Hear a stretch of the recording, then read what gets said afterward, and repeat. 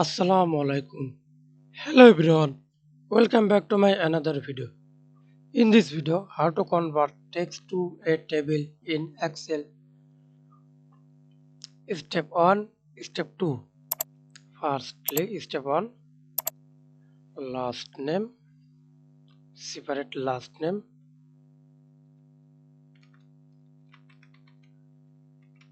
Johnson,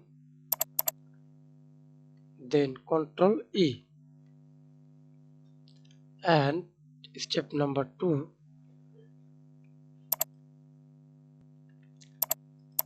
select first selected full name,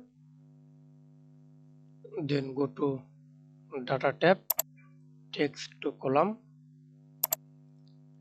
delimited, next, select space, then next, finish.